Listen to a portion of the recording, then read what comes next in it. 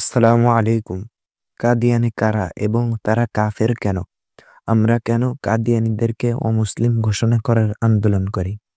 কাদিয়ানীদেরকে কেন রাষ্ট্রীয়ভাবে অমুসলিম ঘোষণা করা প্রয়োজন? আজকের আলোচনা এই বিষয়গুলো নিয়ে।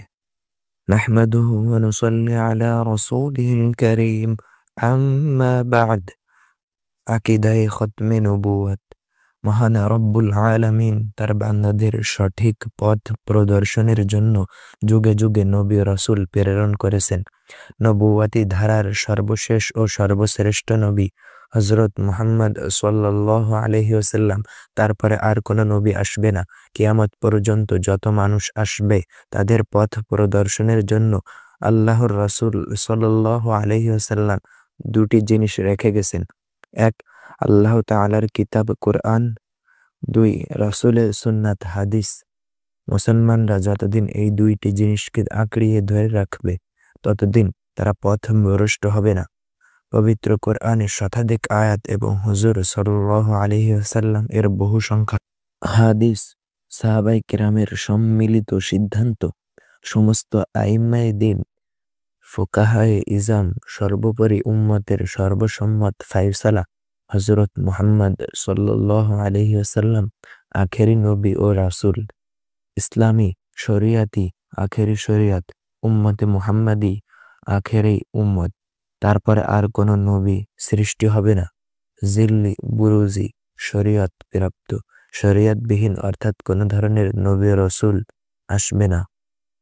তারপরে ওহির ধারাবাহিকতা সম্পূর্ণ বন্ধ। কুরআনুল কারীম আল্লাহ পাকের সর্বশেষ ও পরিপূর্ণ কিতাব, যা কিয়ামত পর্যন্ত অপরিবর্তিত থাকবে এবং সংরক্ষণের দায়িত্ব স্বয়ং আল্লাহ পাক নিজেই নিয়েছেন। এগুলোর উপর ঈমান আনা এবং মেনে নেওয়া ঈমানের অঙ্গ। ইহাকে আকীদে খতমে নবুওয়াত বলে। শেষ নবী সংক্রান্ত আয়াত ও হাদিস পবিত্র কুরআন শরীফ ও হাদিস থেকে শুধুমাত্র নমুনা পেশ করা হলো। আল্লাহ পাক বলেন, মা কানা মুহাম্মাদুন আবা আহাদিম মির রিজালিকুম ওয়ালাকির রাসূলাল্লাহি ওয়া খাতামান নাবিয়্যিন ওয়া কানাল্লাহু বিকুল্লি শাইইন আলিমা। অর্থ, মুহাম্মদ সাল্লাল্লাহু আলাইহি ওয়াসাল্লাম তোমাদের মধ্যে কোনো পুরুষের পিতা নন, বরং তিনি আল্লাহর রাসূল এবং সর্বশেষ নবী। সূরা আহজাব আয়াত 40। সূরা আরাফে আল্লাহ পাক আরো বলেন, হে নবী আপনি বলুন, হে মানব জাতি, নিশ্চয় আমি তোমাদের নিকট আল্লাহর প্রেরিত রাসূল। হযরত আবু হুরায়রা রাদিয়াল্লাহু তাআলা আনহু হতে বর্ণিত, রাসূল সাল্লাল্লাহু আলাইহি ওয়াসাল্লাম ইরশাদ করেন, আমি এবং পূর্ববর্তী অন্যান্য নবীদের উদাহরণ হলো, এক লোক একটি ঘর অত্যন্ত সুন্দর করে নির্মাণ করল, কিন্তু ঘরের এক কোণা একটি ইট পরিমাণ জায়গা ফাঁকা রেখে দিল। লোকজন চতুর্দিকে ঘুরে ঘুরে তার সৌন্দর্য দেখে বিমোহিত হচ্ছে, কিন্তু বলছে, এই ফাঁকা জায়গায় একটি ইট বসালে কতই না সুন্দর হতো। রাসূল সাল্লাল্লাহু আলাইহি ওয়াসাল্লাম বলেন, আমি হইলাম সেই ইট এবং আমি হলাম সর্বশেষ নবী। বুখারী হাদিস নং 3271। আর এক হাদিসে আছে, আনা খাতামুন নাবিয়্যিন লা নাবিয়্যা বা'দি, আমি শেষ নবী, আমার পরে আর কোনো নবী আসিবে না। রাসূল সাল্লাল্লাহু আলাইহি ওয়াসাল্লাম বলেন, আমার উম্মতের মধ্যে 30 জন মিথ্যাবাদীর আবির্ভাব হবে। প্রত্যেকে দাবি করবে আমি নবী, অথচ আমি সর্বশেষ নবী। মুসলিম শরীফ হাদিস নং 1920। খতমে নবুওয়াতের আকীদা সংরক্ষণের গুরুত্ব। হযরত মুহাম্মদ সাল্লাল্লাহু আলাইহি ওয়াসাল্লাম শেষ নবী, তারপরে আর কোনো নবী আসবে না। এই আকীদা ও বিশ্বাসের উপর ইসলামের অস্তিত্ব নির্ভরশীল। কেননা খতমে নবুওয়াত না থাকলে নামাজ, রোজা, হজ, যাকাত এর অস্তিত্ব একদিন বিলীন হয়ে যাবে। ভণ্ডরা এক এক সময় নবুওয়াত দাবি করে এক একটা হুকুম রহিত করে দেবে। নামাজ ইসলামে 5 ওয়াক্ত ফরজ। এক নবী এসে বলবে 4 ওয়াক্ত পড়লেও চলবে, আর একজন বলবে 3 ওয়াক্ত পড়লেও চলবে, আর একজন এসে বলবে 2 ওয়াক্ত পড়লেও চলবে, আর একজন বলবে 1 ওয়াক্ত পড়লেও চলবে। এভাবে নামাজ একদিন বিলুপ্ত হয়ে যাবে, সর্বশেষ মুসলমান নামও থাকবে না। এজন্য সাহাবায়ে কেরাম খতমে নবুয়াত এর আকীদাকে সবচেয়ে বেশি গুরুত্ব দিয়েছেন। আমার অধিবাসী মুসাইলামাতুল কাজ্জাব নামাজ পড়তো, আজানে আশহাদু আন্না মুহাম্মাদার রাসূলুল্লাহ বলতো। এরপর সে দাবি করত আমি একজন নবী। সাহাবায়ে কেরাম তার নামাজ ও আজান দেখেন নাই, তার বিরুদ্ধে যুদ্ধ করেছে। যুদ্ধে 1200-র মতো সাহাবায়ে কেরাম শাহাদাত বরণ করেছেন। এত সাহাবায়ে কেরামের শাহাদাত বরণ খতমে নবুয়াতের মাসআলাকে আরো স্পষ্ট করে দিয়েছে। কাদিয়ানি ফিতনা মুসলমানদের মধ্যে বিভেদ সৃষ্টি করার জন্য ইংরেজদের একটি ষড়যন্ত্র। চতুর ইংরেজ বেনিয়া গোষ্ঠী ব্যবসায়িক সুরতে এসে সুকৌশলে মীর জাফরদের সহযোগিতায় মুসলমানদের হাত থেকে ভারতবর্ষের ক্ষমতা ছিনিয়ে নেয়। মুসলমান রাজ্যহারা হয়ে ইংরেজদের বিরুদ্ধে সংগ্রাম চালু রাখে। বিভিন্ন জায়গায় প্রতিরোধের আগুন জ্বলতে থাকে। 1857 সালে সিপাহী বিদ্রোহ, যা ছিল মূলত স্বাধীনতা যুদ্ধ, দুর্ভাগ্যবশত মুসলমান বাহিনী পরাজয় বরণ করে। এরপর ইংরেজদের অমানবিক পৈশাচিক অত্যাচার নির্যাতন করে মুসলিম সম্প্রদায় বিভীষিকাময় জীবনযাপন করতে বাধ্য হয়। হাজার হাজার আলেম ওলামাকে ফাঁসি কাস্টে ঝোলানো হয়। এরপর ইংরেজ গোষ্ঠী 1869 সালে স্যার উইলিয়াম হান্টারের নেতৃত্বে ভারতবর্ষে একটি কমিশন প্রেরণ করে। তাদের উদ্দেশ্য ছিল কি কাজ করলে মুসলমানদের মধ্যে বিভেদ সৃষ্টি করা যায় এবং ভারতবর্ষের শাসনকে আরও কিভাবে দীর্ঘায়িত করা যায়। তারা 1 বছর ভারতবর্ষে ঘুরে রিপোর্ট তৈরি করে, যা 1870 সালে লন্ডনের ভয়েন্ট হাউসে অনুষ্ঠিত একটি কনফারেন্সে পেশ করে। ভারতবর্ষে খ্রিস্ট ধর্ম প্রচার এর জন্য আসা পাদ্রীরাও রিপোর্ট পেশ করে। এই রিপোর্টগুলি the arrival of British empire in India শিরোনামে প্রকাশিত হয়। এরপর ব্রিটিশ প্রশাসন শিয়াদের থেকে ইরানের বাহাউল্লাহ বাহা আর মুসলমানদের থেকে ভারতের গুরুদাসপুর জেলার কাদিয়ান এলাকার ব্রিটিশের দালাল মীর জাফর গোষ্ঠীর সন্তান মির্জা গোলাম আহমদ কাদিয়ানিকে বেছে নেয়। তারা তাকে সার্বিক সহযোগিতা করে। গোলাম আহমদ কাদিয়ানির পরিচয়: ভারতের পূর্ব পাঞ্জাবের গুরুদাসপুর জেলার অন্তর্গত কাদিয়ানি গ্রামের অধিবাসী মির্জা গোলাম মোর্তাজার ছেলে মির্জা গোলাম আহমদ কাদিয়ানি। জন্ম 1840 ইং, মৃত্যু 1908 ইং। তার অনুসারীগণ কাদিয়ানি সম্প্রদায় নামে প্রসিদ্ধ লাভ করেছে। মির্জা গোলাম আহমদ প্রাইভেটভাবে মাধ্যমিক ক্লাস পর্যন্ত উর্দু, ফার্সি, আরবি ও কিছু ইংরেজি পড়ার পর শিয়ালকোট আদালতে কেরানির চাকরি আরম্ভ করে। এরপর ব্রিটিশ বেনিয়ারা মুসলমানদের মধ্যে বিভেদ সৃষ্টি করার উদ্দেশ্যে মির্জা গোলাম আহমদকে হাত করে।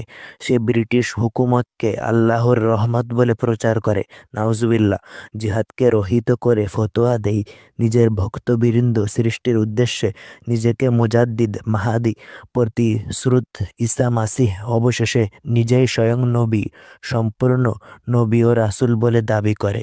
তাকে যারা ইমাম মাহাদি, প্রতিশ্রুত ঈসা মাসিহ ও নবী রাসূল বলে বিশ্বাস করে না, তাদেরকে তারা কাফের, জারজ সন্তান ও তাদের মহিলাকে পতিতা আখ্যায়িত করে। তার অনুসারীরা কাদিয়ানি সম্প্রদায়, অথচ তারা নিজেদেরকে আহমদীয় মুসলিম জামাত পরিচয় দেয়। মির্জা গোলাম আহমদ এর নবুয়তের দাবি: 1 নম্বর, মির্জা গোলাম আহমদ কাদিয়ানি লিখেন, সত্য খোদা তিনি যিনি কাদিয়ানিকে স্বীয় রসুল প্রেরণ করেছেন। 2 নম্বর, আমি রসুল ও নবী অর্থাৎ প্রেরিত এবং খোদার পক্ষ থেকে অদৃশ্যের সংবাদ ও প্রাপ্ত হই। 3 নম্বর, হজরত মুহাম্মদ সাল্লাল্লাহু আলাইহি ওয়াসাল্লাম এর নবী হিসাবে আগমন হয়েছে 2 বার। কথাটা এভাবে বলতে পারেন, বুরুজি আকারে মুহাম্মদ সাল্লাল্লাহু আলাইহি ওয়াসাল্লাম আরেকবার আসার কথা ছিল। সে ওয়াদা প্রতীক্ষিত মাসিহ এবং প্রতীক্ষিত মাহাদি মির্জা কাদিয়ানি আত্মপ্রকাশের মাধ্যমে পুরা হলো। যখন বলা হলো মির্জা কাদিয়ানি যদি নবী হন তবে তার কালেমা কোথায়, তার উত্তরে মির্জা বশির আহমদ কাদিয়ানি বলেন, প্রতীক্ষিত মাসিহ মির্জা কাদিয়ানি স্বয়ং মুহাম্মদুর রাসূলুল্লাহ নাউজুবিল্লাহ। ইসলাম প্রচারের জন্য তিনি দ্বিতীয়বার আগমন করেছেন। তাই আমাদের কোনো নতুন কালিমার প্রয়োজন নেই। তবে মুহাম্মদ এর পরিবর্তে যদি অন্য কেউ আসতো তখন কালিমার প্রয়োজন হতো। কাদিয়ানীরা যখন লা ইলাহা ইল্লাল্লাহু মুহাম্মাদুর রাসূলুল্লাহ পড়ে তখন কালিমার মধ্যে মুহাম্মদ দ্বারা উদ্দেশ্য তাদের মির্জা গোলাম আহমদ কাদিয়ানী। মির্জা বশির আহমদ আরও লিখেন, কোনো ব্যক্তি যদি হজরত মুসাকে মানে কিন্তু ঈসাকে মানে না, ঈসাকে মানে কিন্তু মুহাম্মদকে মানে না, আবার মুহাম্মদকে মানে কিন্তু মাসিহ মাউদকে মানে না, অর্থাৎ মির্জা গোলাম আহমদকে, তাহলে সে কেবল কাফেরই নয় বরং পাক্কা কাফের এবং ইসলামের সীমানার মধ্যে তার কোনো ঠাঁই নাই। দেখলেন কাদিয়ানীরা কত বড় বেয়াদব। তারা বলতে চাচ্ছে আল্লাহ তাআলার কালাম কুরআন, নবীজি সাল্লাল্লাহু আলাইহি ওয়াসাল্লামের হাদিস এগুলি সব মিথ্যা, তাদের কথা সত্য। কেন রাষ্ট্রীয়ভাবে অমুসলিম ঘোষণা করা প্রয়োজন? অনেকগুলি ধর্ম, বর্ণ, জাতিসহ সকল গোষ্ঠীর সামগ্রিক একটি নাম হলো রাষ্ট্র। রাষ্ট্র প্রত্যেক নাগরিকের ধর্মীয় স্বাধীনতা দেয়। ইসলাম শান্তির ধর্ম, অন্য কারো ধর্মীয় আচার আচরণের বাধা প্রদান করে না, তবে তাদেরকে তাদের সৃষ্টিকর্তা আল্লাহর ইবাদতের দিকে আহ্বান করে যেন তারা মৃত্যুর পর জান্নাতবাসী হন। বিভিন্ন ধর্মের কিছু নিয়ম কানুন আছে। নবী মানার ক্ষেত্র, যারা হজরত মুসাকে নবী মানে ও তার অনুসারী বলে দাবি করে তাদেরকে ইহুদি বলে। যারা হজরত ঈসাকে নবী মানে ও তার অনুসারী বলে দাবি করে তাদেরকে খ্রিস্টান বলে। এবং যারা হজরত মুহাম্মদ সাল্লাল্লাহু আলাইহি ওয়াসাল্লামকে নবী মানে ও তার অনুসারী বলে দাবি করে তাদেরকে মুসলমান বলে। আর যারা মির্জা গোলাম আহমদ কাদিয়ানীকে নবী মানে ও তার অনুসারী বলে দাবি করে তাদেরকে কাদিয়ানী বলে। তাদেরকে কেন আহমদীয় মুসলিম জামাত বলতে হবে? কাদিয়ানী সম্প্রদায় মির্জা গোলাম আহমদকে নবী বলে বিশ্বাস করে, মির্জার দেওয়া কোরআন হাদিসের অপব্যাখ্যাগুলিকে বিশ্বাস করে, ইসলামী শরিয়তের হুকুম জিহাদকে হারাম ও রহিত বলে বিশ্বাস করে। এসব কারণে বিশ্বের বিভিন্ন মুসলিম রাষ্ট্রে কাদিয়ানীরা অমুসলিম সংখ্যালঘু। 1974 সনে রবিউল আউয়াল মাসে 14ই রবিউল আউয়াল থেকে 18ই রবিউল আউয়াল পর্যন্ত 5 দিন ব্যাপী 104টি দেশের সম্মিলিত সংগঠন রাবেতা আলম আল ইসলামীর অধিবেশনে কাদিয়ানী সম্পর্কে সিদ্ধান্ত গৃহীত হয় যে কাদিয়ানী সম্প্রদায় কাফের ও ইসলাম বহির্ভূত। তাদেরকে পারিবারিক, সামাজিক, অর্থনৈতিকভাবে বয়কট করা হোক। তাদের সাথে বিবাহ হারাম। মুসলমানদের কবরস্থানে দাফন করা নিষিদ্ধ। 1974 সালের 27 অক্টোবর পাকিস্তানের পার্লামেন্টে কাদিয়ানীদেরকে অমুসলিম সংখ্যালঘু হিসাবে ঘোষণা করা হয়েছে। অতঃপর 26 এপ্রিল 1984 সনে কাদিয়ানীদের বিরুদ্ধে প্রেসিডেন্ট কর্তৃক আরেকটি আদেশ জারি করা হয়, যাতে হুকুম জারি করা হয় কাদিয়ানীরা ইসলামিক কোনো প্রতীক ব্যবহার করতে পারবে না, নিজেদেরকে মুসলমান দাবি করতে পারবে না, নিজেদের ধর্মকে ইসলাম বলতে পারবে না, তাদের ধর্মের প্রচার প্রসার করতে পারবে না, তাদের ইবাদতের জায়গাকে মসজিদ বলতে পারবে না, তাদের ইবাদতকে নামাজ বলতে পারবে না ইত্যাদি। অতঃপর তৎকালীন প্রেসিডেন্ট জিয়াউল হকের জারিকৃত কাদিয়ানী প্রতিরোধমূলক এই আইন লঙ্ঘনের সাজা 3 বছরের কারাদণ্ড নির্ধারিত করা হয়। এই সিদ্ধান্তের প্রতিবাদে কাদিয়ানীরা 1984 সনে জুলাই মাসে আদালতে মামলা করেন। মহামান্য আদালত প্রেসিডেন্ট জিয়াউল হক কর্তৃক পরিণীত আদেশকে অক্ষুণ্ণ রাখে এবং 28 অক্টোবর 1984 সনে কাদিয়ানীদের দায়ের করা আপিল খারিজ করে দেয়।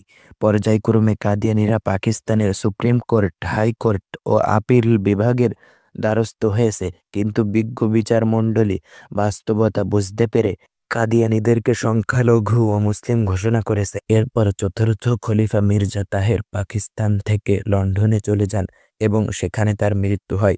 বর্তমানে পঞ্চম খলিফা মির্জা মাসরুর কাদিয়ানী লন্ডনে বসবাস করেন। কাদিয়ানী সম্প্রদায় কুফরি আকিদার কারণে কাফের হওয়া সত্ত্বেও তারা নিজেদেরকে মুসলমান দাবি করে। ইসলামের যাবতীয় নিয়ম নীতি আচার আচরণের ব্যবহার করে মুসলমানদের ক্ষতি করেছে। দোকানে খাসির গোশত বিক্রি হয় বলে সাইনবোর্ড লাগিয়ে কুকুরের গোশত বিক্রি করেছে।